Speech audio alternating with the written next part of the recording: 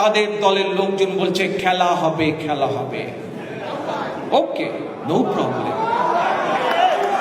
আপনারা খেলেন। বাট আমাদের বাংলাদেশ জাতীয়তাবাদী দলের প্লেয়ার কারা? বাংলাদেশ জাতীয়তাবাদী দলের প্লেয়ার বাংলাদেশের সাধারণ জনগণ। আজ মহাসমাবেশগুলো প্রমাণ করেছে যে বাংলাদেশের জনগণ এই খেলায় পার্টিসিপেট করে ফেলেছে।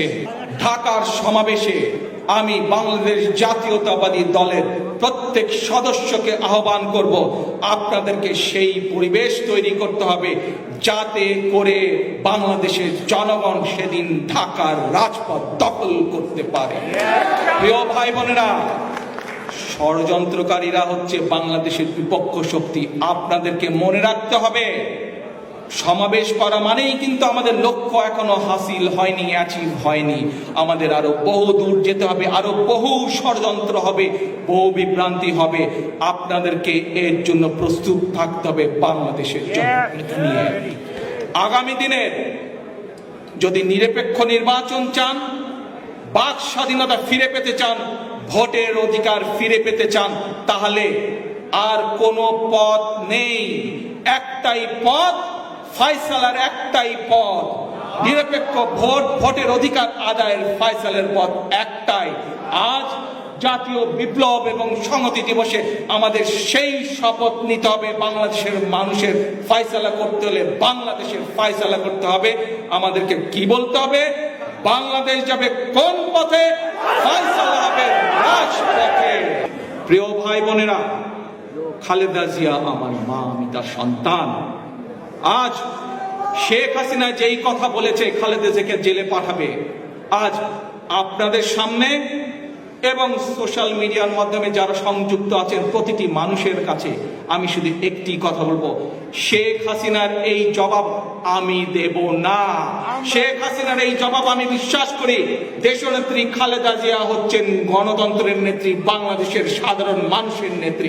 কাজেই হাসিনার এই কথার জবাব বাংলাদেশের মানুষ তাকে দেবে, আমি দেব না।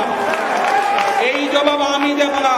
খালেদা জিয়া মানুষের নেত্রী, মানুষ এই জবাব দেবে।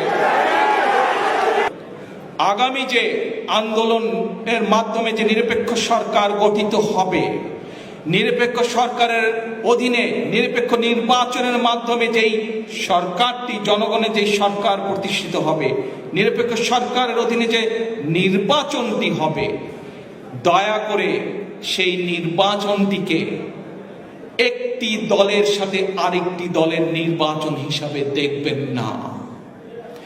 দয়া করে এই নির্বাচনটিকে এক দলের বদলে আরেক দলের ক্ষমতায় যাওয়াকে দয়া করে দেখবেন না। এই নির্বাচনটি হবে